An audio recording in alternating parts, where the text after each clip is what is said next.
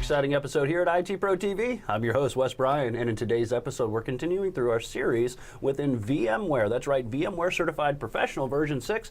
Actually coming back out of the part 2, and that's hardening vSphere. Joining me back in the studios is none other than Mr. Don Pizzette. Don, how you doing, sir? I am doing great, Wes. Ready to dive right back in. And like Wes said, this is a part 2. In the last episode, we got a chance to see hardening our ESXi hosts, right? So the actual hypervisor hosts. We took a look at those. There were a lot of neat little bells and whistles to tweak inside of those to make them a little more secure. Today, we're going to start off focusing on the vCenter server this time around. Now, when you deploy vCenter server, there's 2 ways you can deploy it. One, as a Linux appliance that the VMware guys have already built up for you and is actually already hardened to a pretty good degree. The other option, though, is to deploy it as a Windows server like I've done here in the lab. And when you deploy it as a Windows server, it's kind of up to you to harden it to make sure that it's safe and secure. So we're going to take a look at those, and it really won't take all that long for us to do it. So after we get that done, we'll take a look at securing our virtual machines also, so that we make sure that that access is protected and insulated from people who shouldn't have access. All right, well, let's kick this thing off. I want to start by doubling back to a topic we covered a few episodes ago.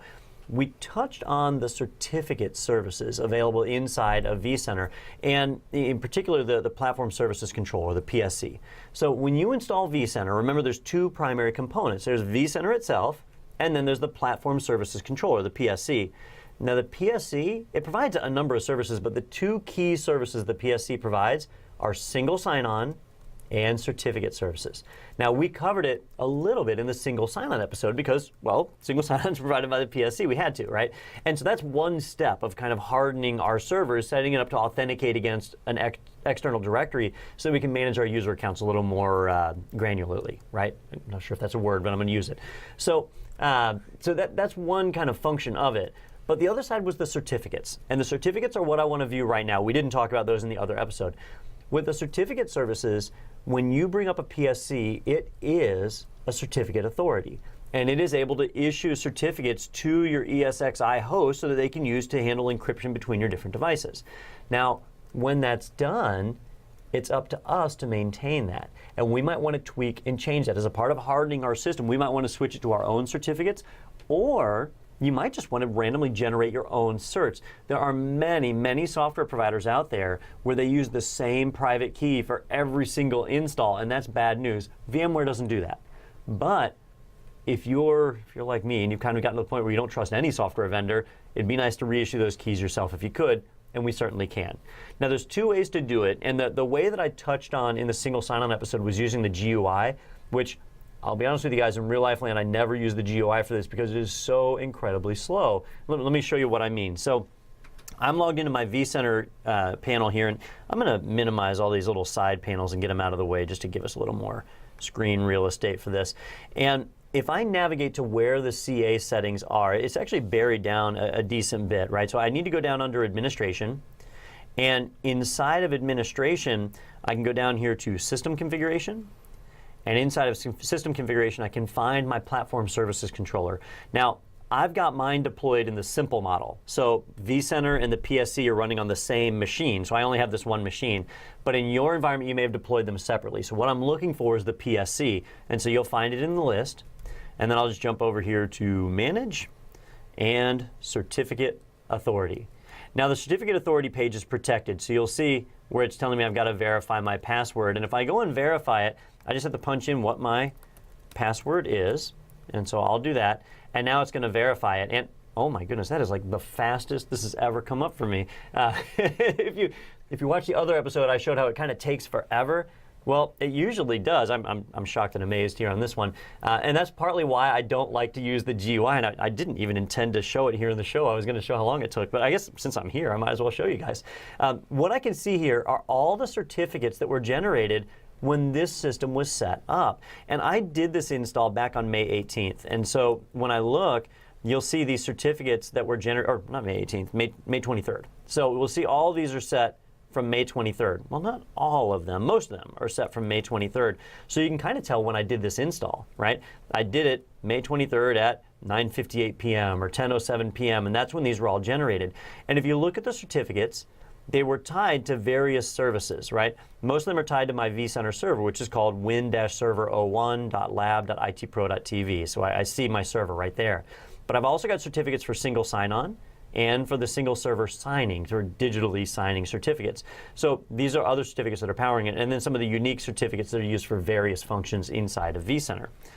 But as you get down here, you'll see other things like, well, the VMCA, right? The Virtual Machine Certificate Authority. So that one's tucked away right in here, and you'll see how it's signed by OU VMware Engineering, organization VMware, location Palo Alto.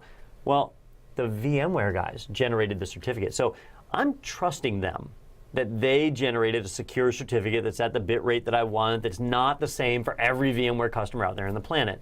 And if I don't trust them, we can always reissue. All right.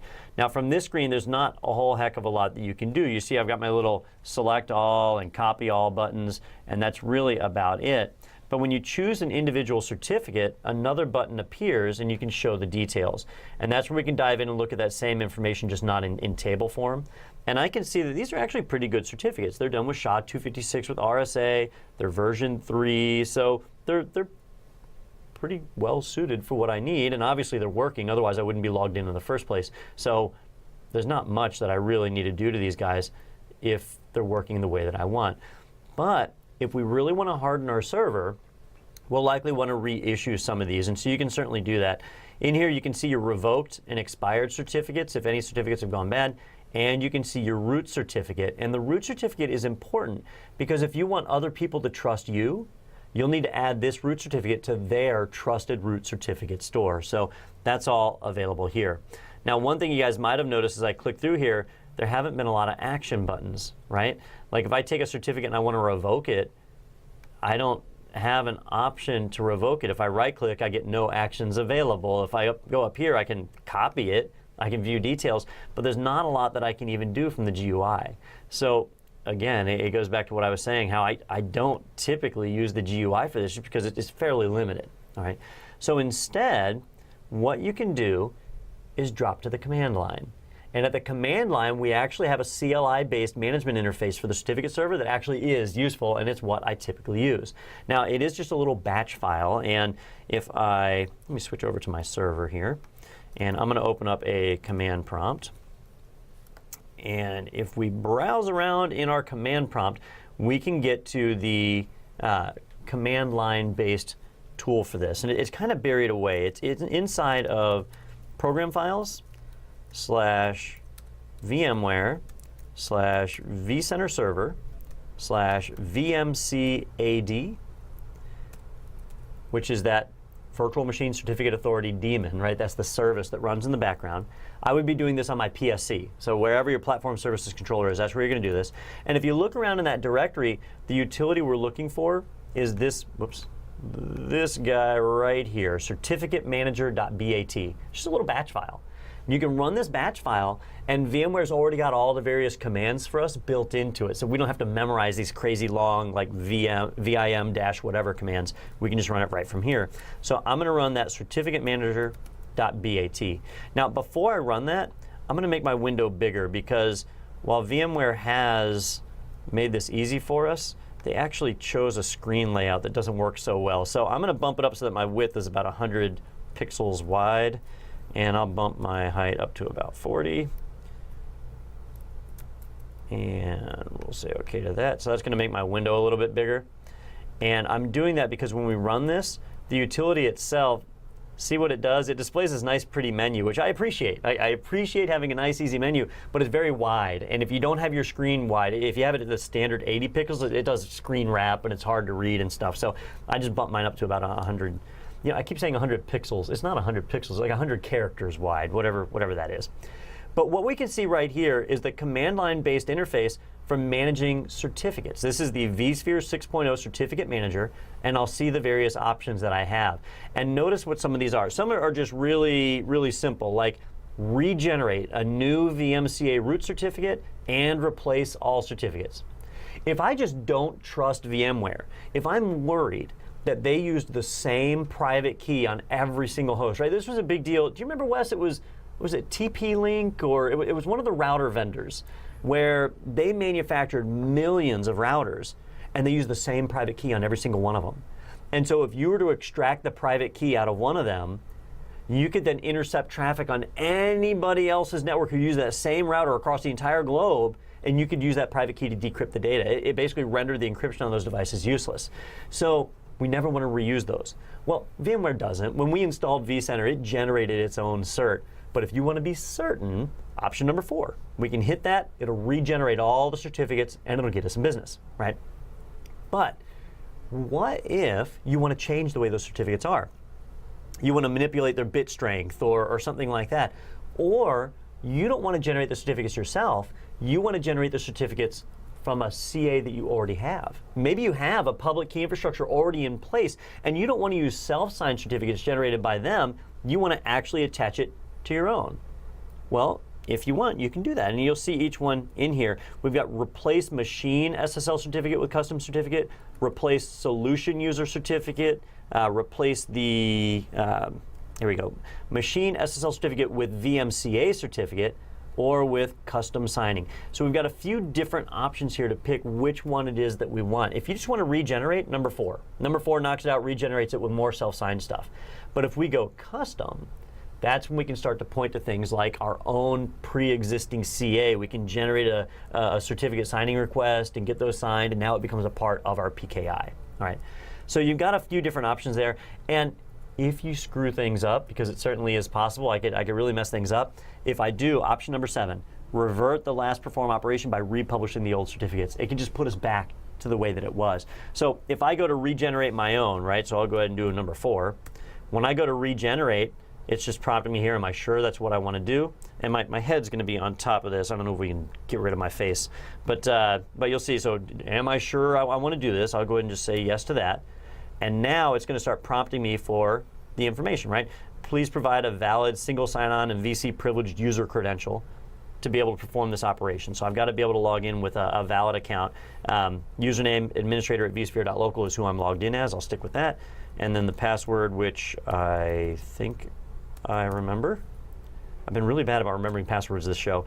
And now we can go through and provide the other values, right? So here's where I can change it. I don't want to say that it was generated by VMware in Palo Alto. I want to say it was generated by us, right? So I might leave the name as CA, that's fine. But then for the organization, I might want to make that IT Pro TV, right? And for the organizational unit, I might call this the lab, right? The state, we're in Florida. The locality is Gainesville. And the country is US, I'll leave that be. And then we've got that proper name. Now the proper name is whatever people are accessing my server as it's called, and they default to CA, but my server is actually, what is my server called? It's win-server01.lab.itpro.tv. So I'm just going to punch in that proper name, and then we get the value for the organization, and we continue. So so we should be good here, and oh, you know, actually, we did jump, didn't we? So first I did my CA cert, and now we've got the machine cert that it's generating, so it just prompted me again, so I'll just punch these values in the second time. And this is my lab. We are still in Florida, Gainesville. I know, it gets fun the second time, isn't it? And now they want to know the IP address value, and this one is optional, I can leave it out, but if you know what your IP address is, you can punch that in, so it'll be accurate, and an email, so we can put in, you know, admin or whatever it is we want for people to be able to see there. All right, and now my fully qualified name, which for me is win-server01.lab.itpro.tv, and one last certificate. Each one of these certificates serves a different purpose, and so it's basically regenerating them all. You know, we said regenerate everything, and you saw the list in the background, whoops, the list in the background, which I've clicked away from here, where you can see all these different certificates. What we're regenerating right now are these 4 right here. Those are the first 2 that I just did, and now it's doing the single sign-on servers, and it'll end up regenerating these down here. If I remember right, it does these 2 automatically. But basically, we'll go through and we'll provide this information, and when it's done, it'll regenerate these certs, and now I will know that they were generated by me. And Don, it's important to get all this information right, because that correctly maps the certificate to the right host. And one other thing too, I mean, you can't modify these values after the fact, right? Because that would essentially be invalidating a certificate, right? So it's a big no-no. Yeah, when there's self-signed certificates like this, it's not such a big deal, because if you get it wrong, you just regenerate them, right? But if you're tying this to an external CA, and you're buying these certificates, that to regenerate them there becomes a little bit harder. And there's some providers like DigiCert that are really good about letting you reissue certificates. There's other providers that won't let you reissue them, and you have to buy them again, and so that's a problem. If it's your own internal CA, then again, it's not such a big deal. It just kind of depends on what you're trying to do. So I know I'm kind of getting bored with entering these in already, but we don't actually have to go through and add all these. Let's see, that should be about it. And yeah, it's going to do one more. All right, so I'm going to ignore that. But basically, you punch those in, and then it's going to regenerate those certificates, and now you'll know that they're ones that you generated yourself, and they're in place. So definitely an easy kind of way to go about that. Just remember, from the command line client, you can actually get work done. From the GUI, it's pretty limited, and it's normally really slow. I'm apparently in some kind of Bermuda Triangle nexus here because things are running really fast for me right now. But normally it's really slow. I don't even bother going to the web UI in most cases because of that.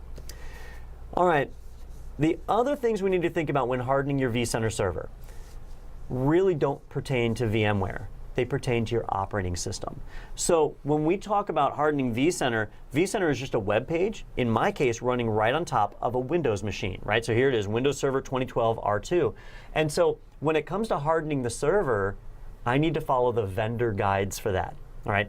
For this server, it's Windows Server 2012 R2. So if I go to Microsoft's website, they have hardening guides for Windows Server 2012. You can go in and disable any service you're not using. You can turn on your Windows firewall, restrict access from there. Those are all important things. It's all built right into the operating system.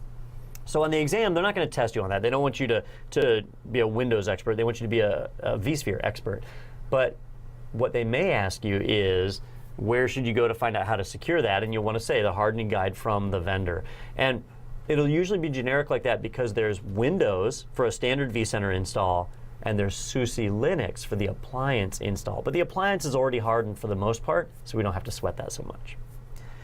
All right, just remember, set your firewall, set your user permissions. If the vCenter server is joined to a domain, that helps out a lot because now you can use your domain accounts, which makes it easier to manage. Those are all different things that can kind of help with securing that. All right, after that, we've got our virtual machines, and we haven't worked much with virtual machines so far. We haven't done the episode on creating virtual machines yet, but when it comes to hardening virtual machines, the virtual machines run their own operating system.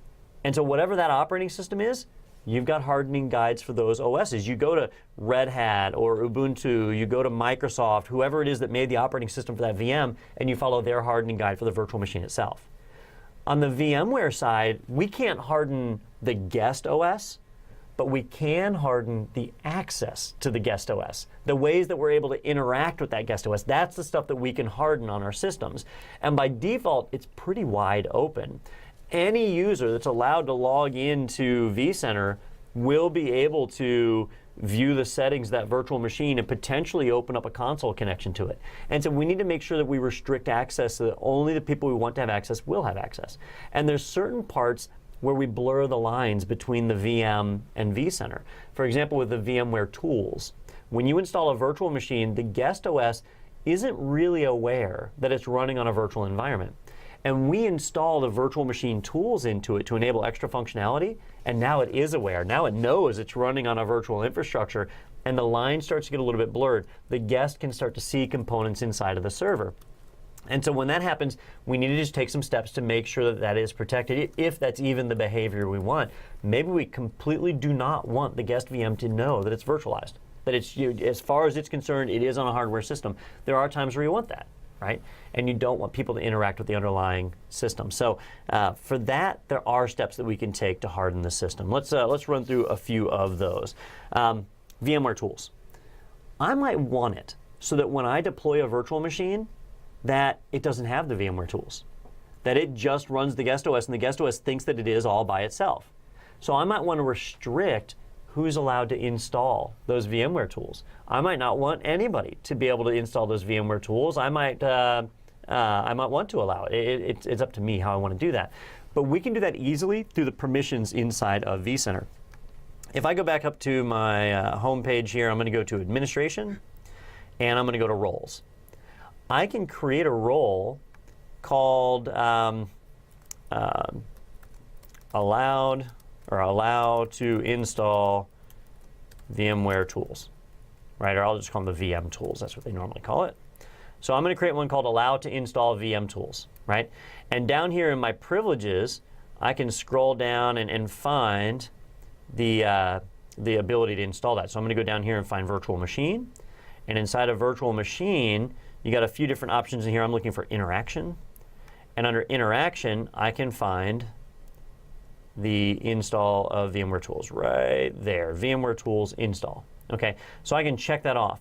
And now somebody who has this role will be allowed to install the VMware tools. And I might not want to go as dedicated as this. I might want to create it a little bit bigger, like a manage virtual machines role that allows you to do this as well as other things. And you'll see some of the other things that I mentioned with VMware tools.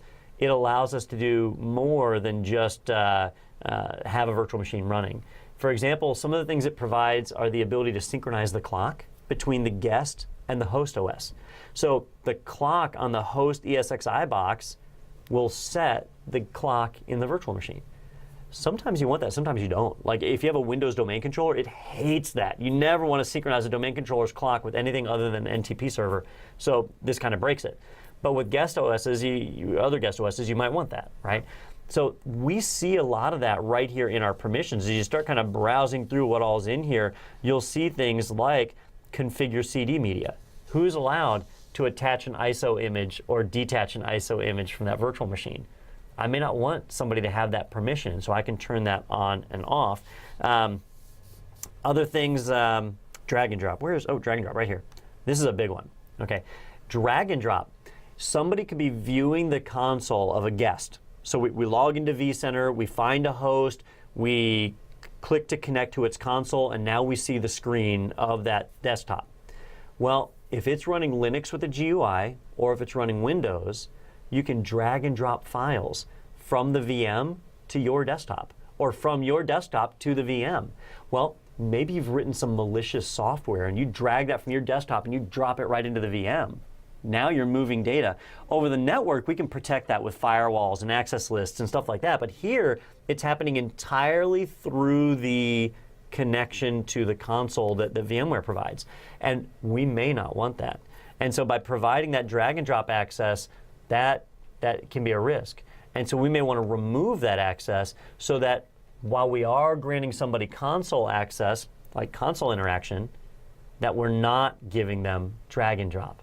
Okay, there's always that temptation that if I'm saying like allow to manage VM, right? So this role, I'm going to use it for anybody who's allowed to manage the VM. I might not want to grant them drag and drop. I might not want to grant them VMware tools install. Now, if the VMware tools aren't installed, drag and drop doesn't work. So if I had taken this away, but now I've added VMware tools install, but I'm not giving them drag and drop permissions. So even though the functionality is there, they won't be able to do it.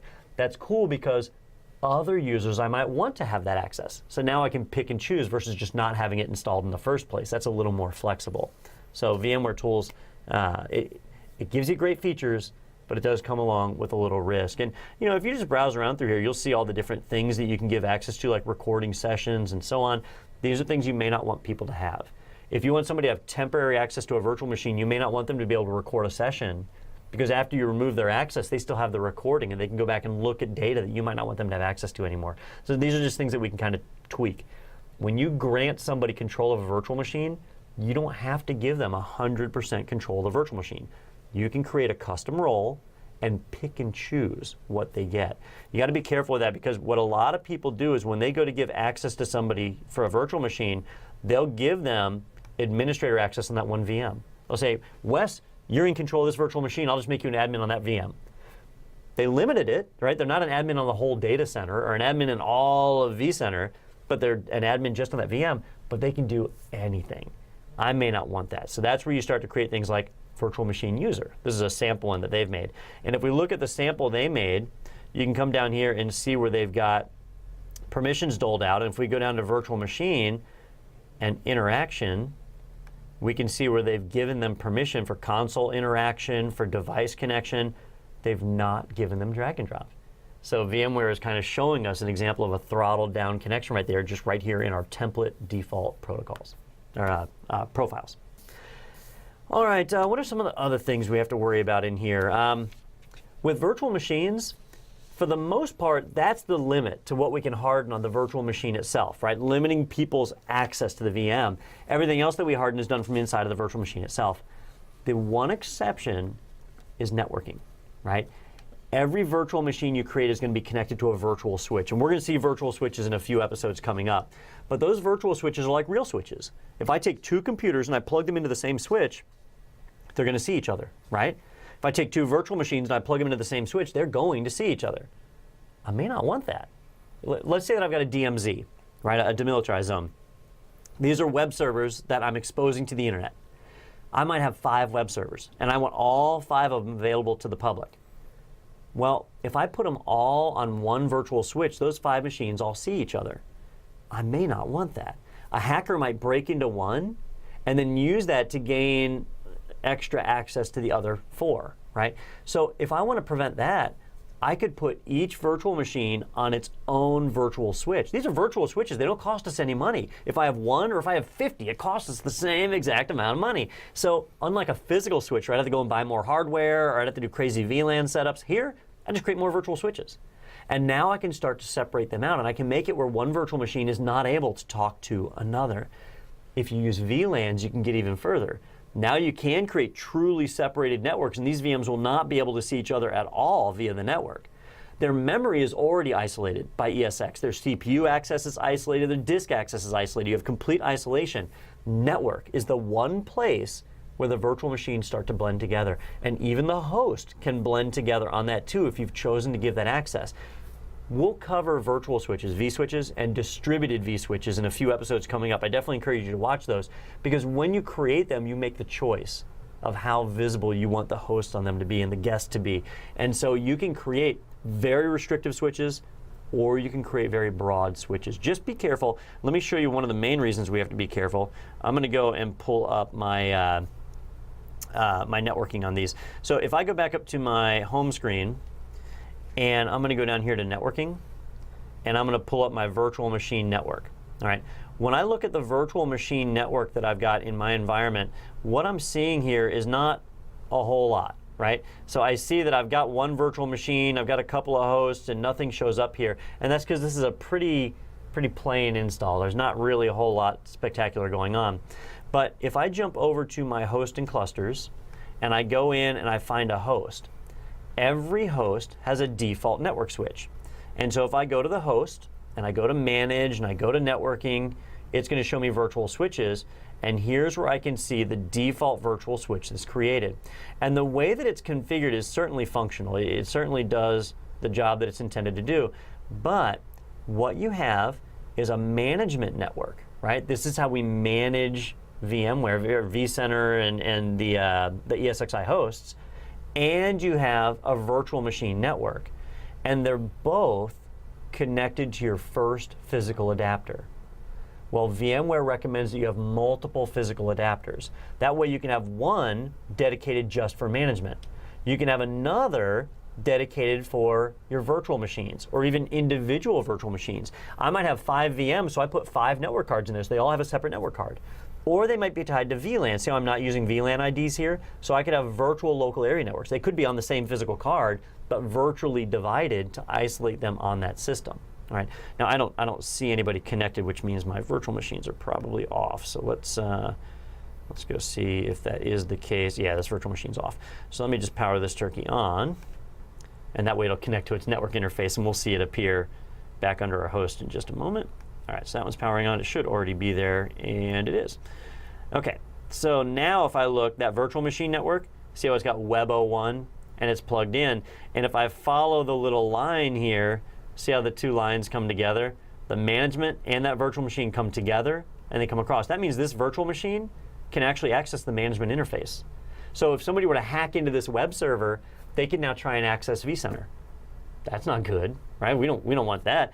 Well, this is the management interface for the host.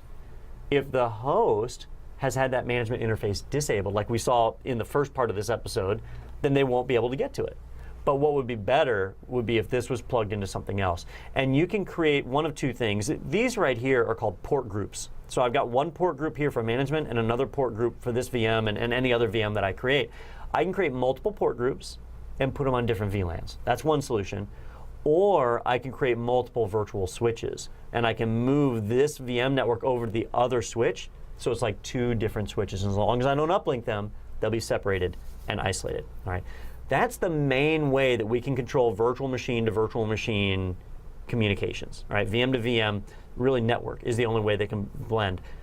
Memory is isolated, processor is isolated, disk is isolated. Network's the only place where it isn't. And Don, you know, theoretically, even if you've done your due diligence, like you've said, you've looked at your vendor documentation, you've hardened the servers or the devices that are on those networks, I mean, I can really run a sniffer, right? I mean, if it's a switch, I can capture advertisements and broadcast that necessarily maybe you don't want anybody seeing. Yeah, absolutely. And in the first part of this episode, we talked a little bit about promiscuous mode, which is what a sniffer would need, and we saw where we can disable, we can block that functionality.